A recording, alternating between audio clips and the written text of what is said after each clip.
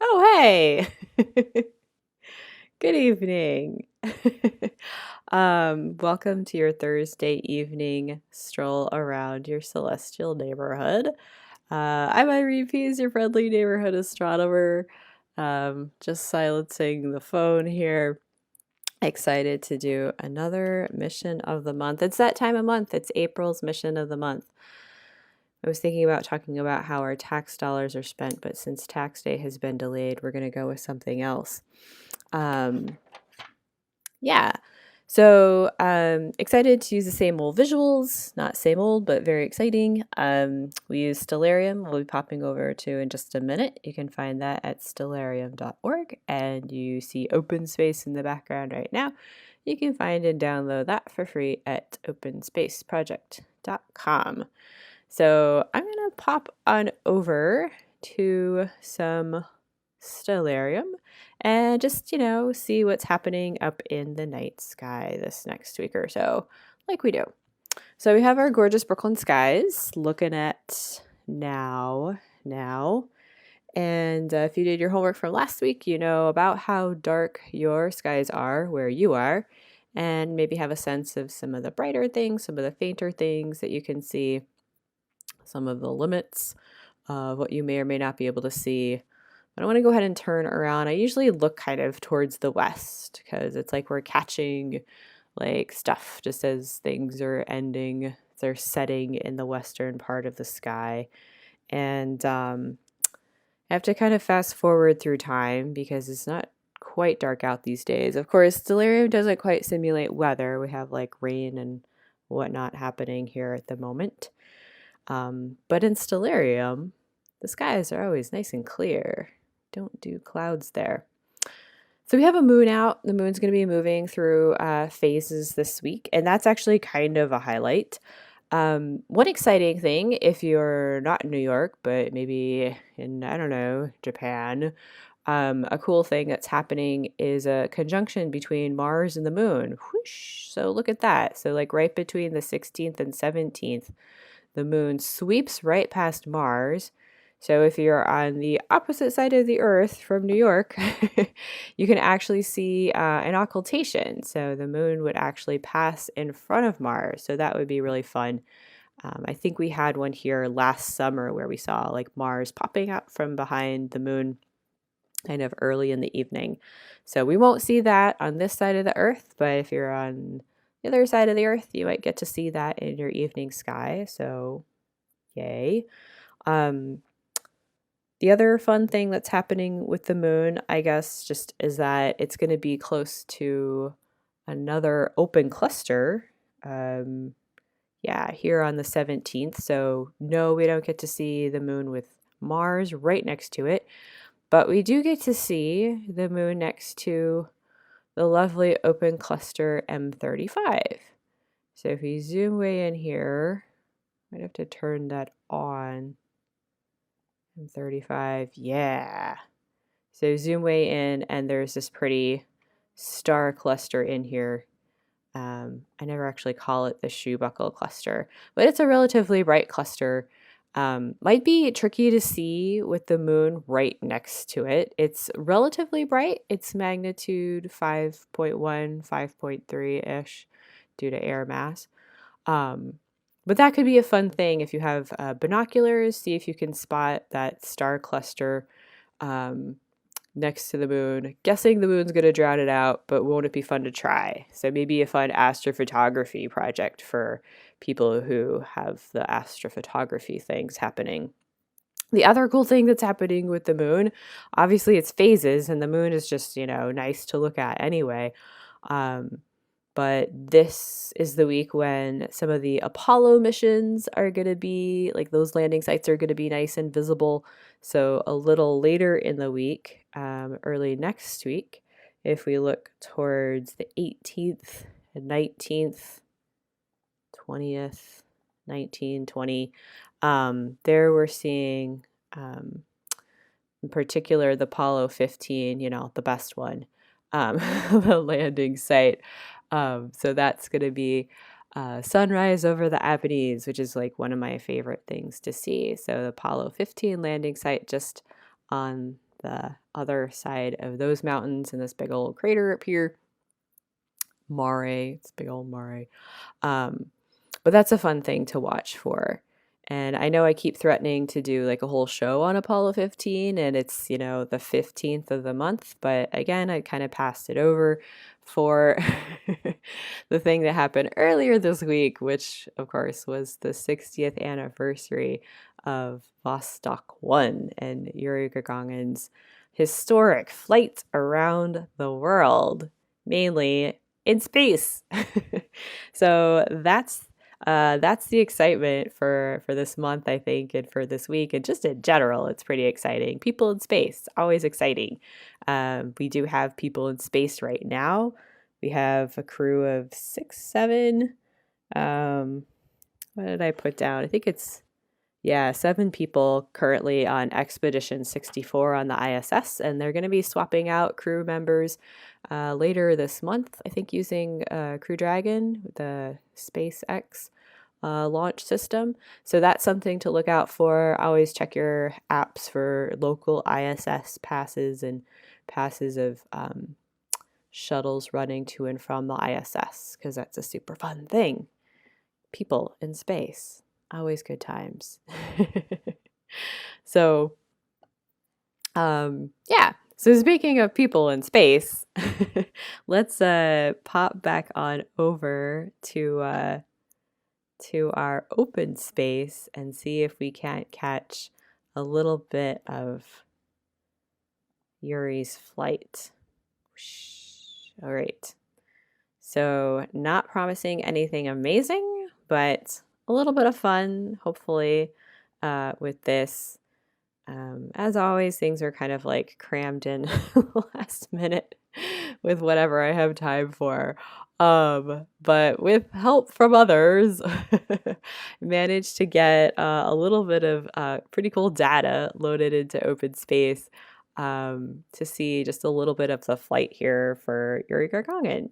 So the Vostok 1 flight, they'd run a couple other flights for Vostok previously. But Vostok 1 was the first one that had a person on it. So they'd run some with animals, not all successful. But Vostok 1, the first crewed flight, we can't even really say piloted because the pilot was basically locked out. But we'll just say there was a person there.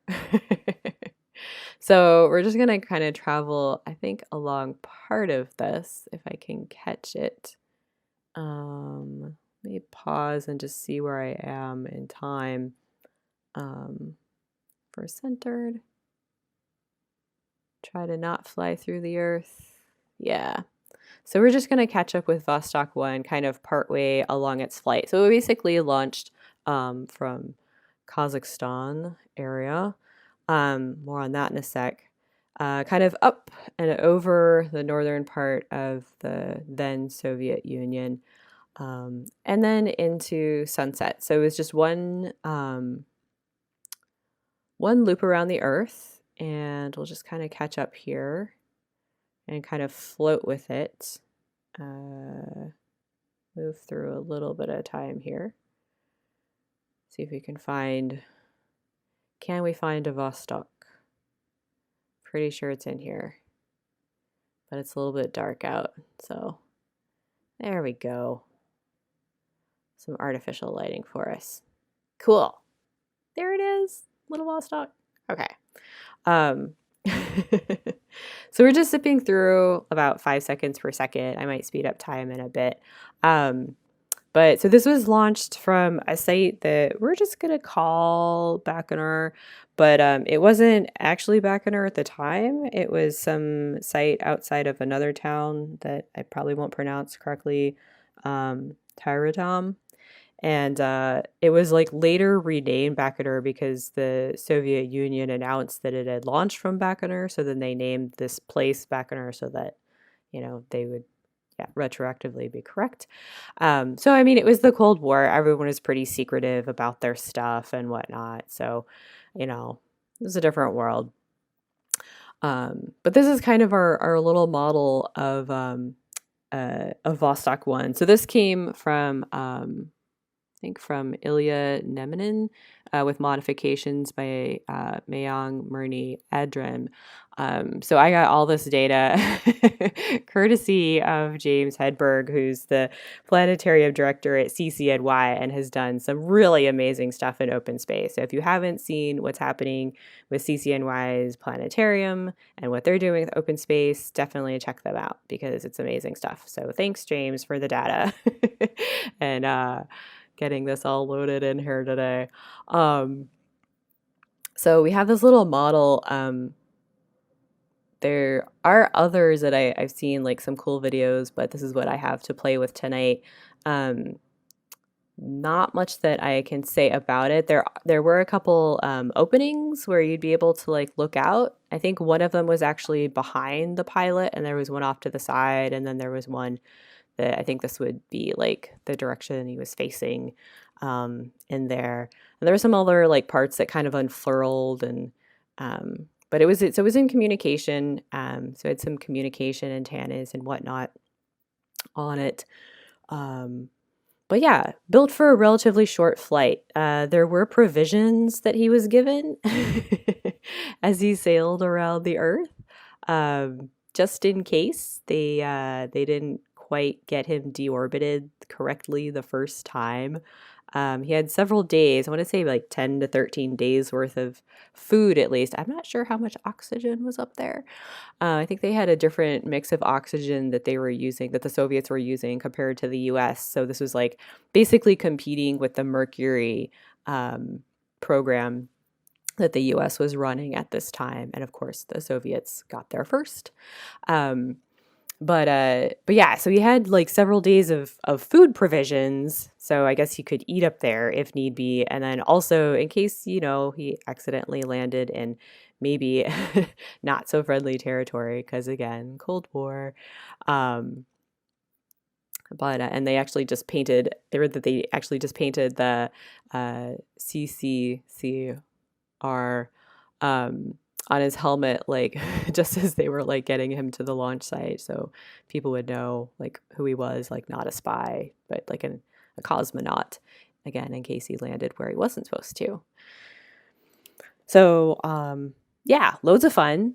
It was a orbit of would have had a period of about 89 minutes, 181 kilometer apogee, 327 kilometer perigee, so a bit lower than even that 327 apogee is a bit lower than the ISS orbits today. So relatively low Earth orbit, but still orbiting. Total flight time was just over an hour and a half, about 108 minutes, but it was a bit longer than planned. So if they hadn't been able to deorbit him properly, like that could have been an issue.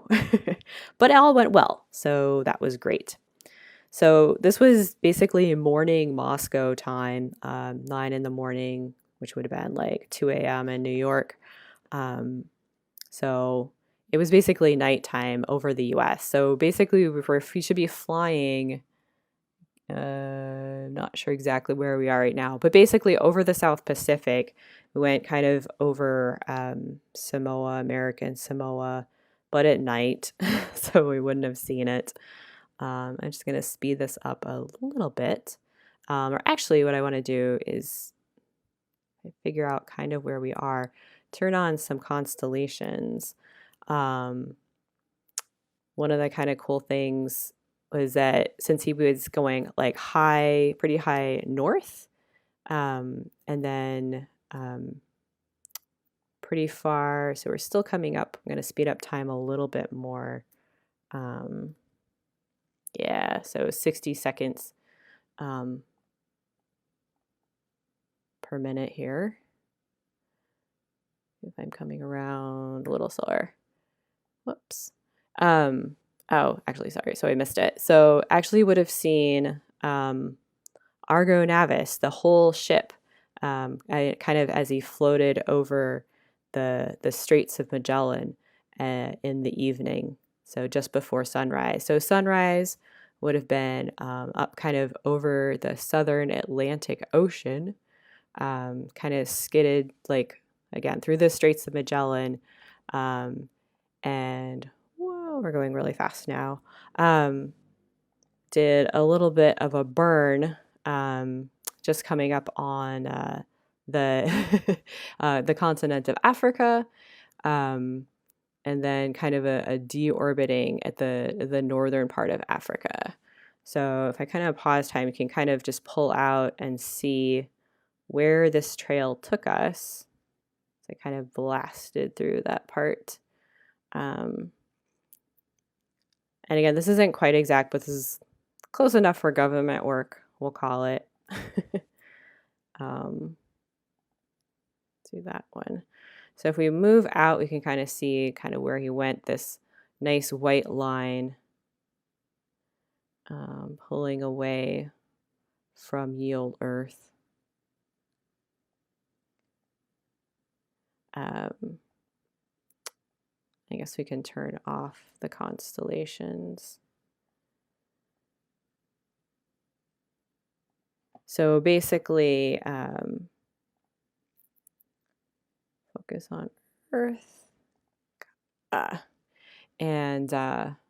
Yeah, kind of backtrack and see where we were. So again, this is kind of going down. You can see kind of the outline of South America there and the night lights. You don't really see outline of Antarctica, but that's because there's not a lot of light pollution over Antarctica. And then it would have been up over just the South Pacific. So South Pacific, you guys see this is like Australia-ish, or sorry, New Zealand over there. So it went over like Micronesia, American Samoa, down around through the Straits of Magellan. That was like kind of the southern tip of his flight. And then just past all that, kind of passing into sunrise. And then up over some of those islands off Africa in the South Atlantic, a burn, and then starting to get ready to deorbit a bit. So we can go ahead and kind of unpause time here. Whoop. And keep going. Right. So we didn't land quite where he took off, but it was close enough, right? Close enough for government work again. So kind of marking where we did land and launch and land, I should say. I just put in some markers here. So that first one is Backenor, what became Backenor. I'm not sure exactly where Backenor would have been before then. The landing site, actually, let's just take a look at that one first as we pause our time and just kind of zoom in to our landing site. Kind of looks like it's like along the river there, so I don't know if that was intentional. But the happy ending is that he got back safely. Was obviously a national hero, really just a national treasure, and wasn't really allowed to go into space again, which is kind of unfortunate. I kind of feel bad for, someone who's all like gung-ho and like willing and brave enough to be like the first person in space, and then it's like, oh, you were the first person in space. We can't afford to like risk you going up there again because space is dangerous and stuff. So he did fly again and actually died in a flight accident. Pretty sure it was an accident. It wasn't a conspiracy. So there are like some theories about that. But these days it's like, yeah, no, it was really probably just an accident. Just kind of unfortunate. But this other location, the Backenor launch site, is where we're still like launching stuff from today even. So the rockets that were developed there was the kind of chief director, the guy that kind of was overseeing a lot of the rocketry for the Soviet Union back in those days, Sergei Korolev, which if you're a fan of Mars, you might recognize the name Korolev from the huge crater in the northern part of Mars. It has basically its own microclimate, so it always has like this kind of snowiness year round, even when it's summer in that hemisphere. It's pretty awesome. Pretty awesome crater to have named after you. But let's see, I'm thinking, oh yeah, his flight compares to the ISS astronauts today. Yeah, so it was a little bit shorter, so higher, more highly eccentric, but he was closer to Earth. So it's about, well, his whole flight, because it was launch and landing, was a little bit longer, but the orbital period would have been about 90 minutes, which is just a few minutes shorter than the orbital period for the ISS today. But if we can come in here, it's one of my new favorite things to load in open space is like bookmarking places on globes. And you could actually see like these towers. So yeah, so Korolev, sorry, got distracted there by other fun things. So he worked on Sputnik, right? So these rockets that he developed, they were used for the Sputnik program, which, Sputnik had flown just a few years earlier in 58. And then also Vostok, and they were really kind of developed. I mean, he, was able to get, I guess, funding and whatever support, because he's like, oh yeah, you can use these for ICBMs, which, were all the rage during the Cold War on both sides. But some of that tech is like, we're still using some of that today. I mean, it was built to last, and then they had like, whoops, and then we're not supposed to look that close, I guess. And, they developed like special metals and materials as well in some of these Soviet rockets, which is pretty great. So even today, like we're still like launching from this region like 60 years later, and now sending people up to the International Space Station, which I think is just pretty amazing, like the history of this site, which I think you can go and tour, because in some of my searches, they were like, oh, do you want to tour the Cosmodome? And I'm thinking, yes, please, maybe someday. But for now, I just get to kind of peek at it from open space. So that's our launch site for 60 years ago, Yuri Gagarin's historic first person in space, first person to orbit the Earth.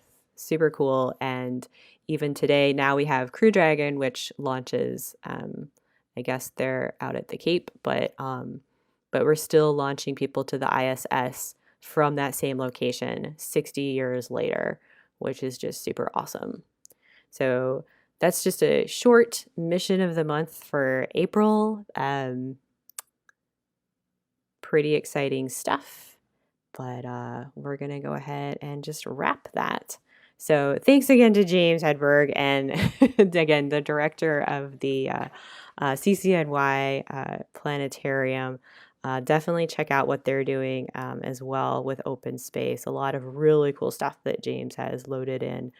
And thanks for joining me for this Thursday evening tour around your celestial neighborhood. Again, I'm Irene Pease, your friendly neighborhood astronomer, and we've been using visuals tonight, as usual, from Stellarium, which you can find at stellarium.org, and the Wonders of Open Space, which you can download for free at openspaceproject.com.